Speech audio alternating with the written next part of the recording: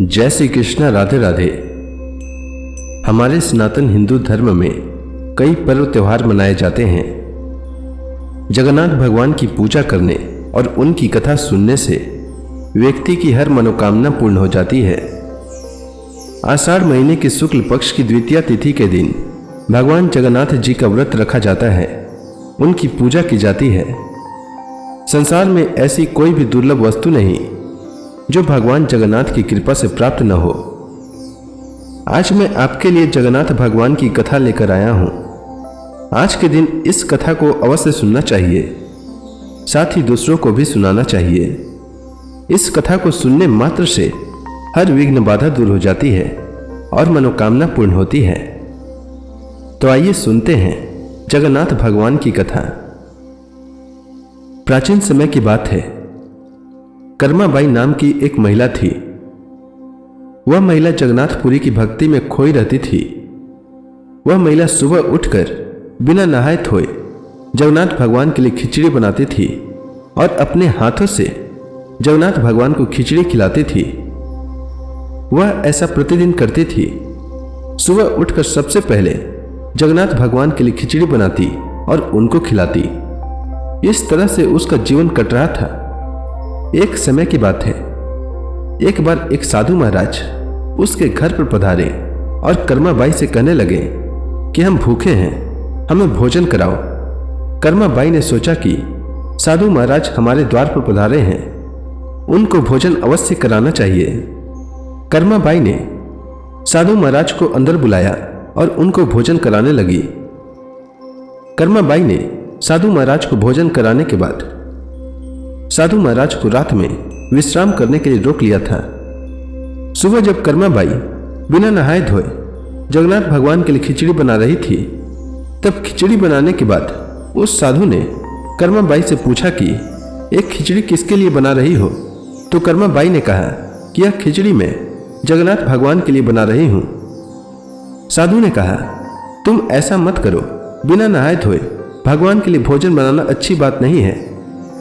साधु ने कहा, तुम अपने नियम बदलो, मैं तुम्हें जैसा बताता हूं वैसा ही करना। सुबह उठकर स्नान करके पूजा पाठ करके भगवान जगन्नाथ जी का भोजन बनाना। दूसरे दिन कर्माबाई ने साधु महाराज की बात को मानकर ऐसा ही किया, लेकिन नियमों के हिसाब से चलते हुए कर्माबाई को खिचड़ी बनाने में देरी हो गई थी। दोपहर के खाने के समय कर्माबाई ने जगन्नाथ भगवान को खिचड़ी खिलाई थी और जब जगन्नाथ भगवान खिचड़ी खा ही रहे थे तब उनका दोपहर के भोजन का समय हो गया था।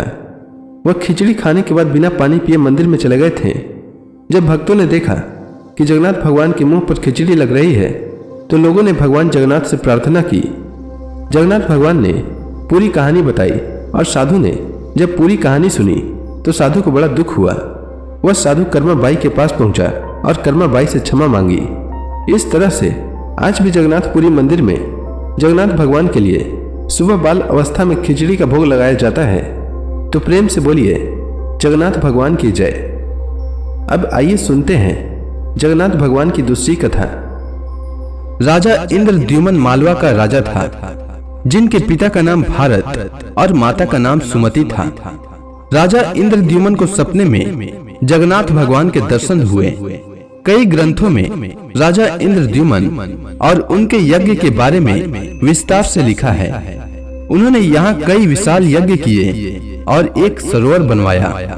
एक रात भगवान विष्णु ने उसको सपने में दर्शन दिए और कहा, नीलांचल पर्वत की एक गुफा में मेरी एक मूर्ति है, उसे नील माधव कहते हैं। तुम एक मंदिर बनवाकर उसमें मेरी यह मूर्ति स्थापित कर दो। राजा ने अपने सेवकों को नीलांचल पर्वत की खोज में भेजा। उसमें से एक था ब्राह्मण विद्यापति।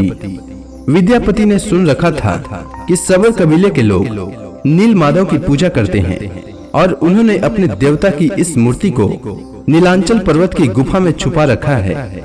वह यह भी जानता था कि सबर कबीले का मुखिया विश्व वसु नील माधव का उपासक है और उसी ने मूर्ति को गुफा में छुपा रखा है। चतुर विद्यापति ने मुखिया की बेटी से विवाह कर लिया। आखिर में वह अपनी पत्नी के जरिए नील माधव की गुफा तक पहुंचने में सफल हो गया। उसने मूर्ति चुरा ली और राजा को लाकर दे दिया। विश्ववसु अपने आराध्य देव की मूर्ति चोरी होने से बहुत दुखी हुआ। अपने भक्त के दुख से भगवान भी बहुत दुखी हुए। भगवान गुफा में लौट गए, लेकिन साथ ही राजा इंद्रद्युमन से वादा किया कि वह एक दिन उसके पास जरूर लौटकर आएंगे, बशर्ते एक दिन उनके लिए विशाल मंदिर बनवा दे। राजा ने मंदिर बनवा दिया और भगवान विष्णु से मंदिर में विराजमान होने के लिए कहा। भगवान ने कहा कि तुम मेरी मूर्ति बनाने के लिए समुद्र में तैर रहा पेड़ का बड़ा टुकड़ा उठाकर लाओ, जो द्वारिका से समुद्र में तैर कर पुरी आ रहा है। राजा के सेवकों ने उस पेड़ के टुकड़े को ढूंढ लिया, लेकिन सब लोग मिलकर भी उस पेड़ को नहीं उठा पाए। तब राजा को समझ आ गया कि नील माधव के अनन्य भक्त सबर कबीले के मुखिया विश्ववसु की ही सहायता लेनी पड़ेगी। सब उस वक्त हैरान रह गए जब विश्ववसु भारी भरकम लकड़ी को उठाकर मंदिर तक ले आए। अब बारी थी लकड़ी से भगवान की मूर्ति गढ़ने की। राजा के कारीगरों ने लाख कोशिश की, लेकिन कोई भी लकड़ी में एक छेनी तक भी नहीं लगा सका। तब तीनों लोगों के कुशल कारीगर भगवान विश्वकर्मा एक बूढ़े व्यक्ति का रूप धर कर आए। उन्होंने राजा को कहा कि वे नील माधव की मूर्ति बना सकते हैं, लेकिन साथ ही उन्होंने अपनी शर्त भी रखी कि वे 21 दिन में मूर्ति बनाएंगे और अकेले में बनाएंगे, कोई उनको बनाते हुए नहीं देख सकता। उनकी शर्त मान ली गई। लोगों को छेनी, आरी और हथौड़ी की आवाजें आती रही। राजा इंद्रद्युमन की रानी गुड़ीचा अपने को रोक नहीं पाई। वह दरवाजे के पास गई तो उसे कोई आवाज सुनाई नहीं दी। वह घबरा गई। उसे लगा बूढ़ा कारीगर मर गया है। उसने राजा को इसकी सूचना दी। अंदर से कोई आवाज सुनाई नहीं दे रही थी, तो राजा को भी ऐसा ही लगा। सभी शर्तों और चेतावनियों को दरकिनार करते हुए राजा ने कमरे का दरवाजा खोलने का आदेश दिया। जैसे ही कमरा खोला गया तो बूढ़ा व्यक्ति गायब था और उसमें 3 अधूरी मूर्तियां मिली। भगवान नील माधव और उनके भाई के छोटे छोटे हाथ बने थे, लेकिन उनकी टांगे नहीं थी, जबकि सुभद्रा के हाथ पांव बनाए ही नहीं गए थे। राजा ने इसे भगवान की इच्छा मानकर इन्हीं अधूरी मूर्तियों को स्थापित कर दिया।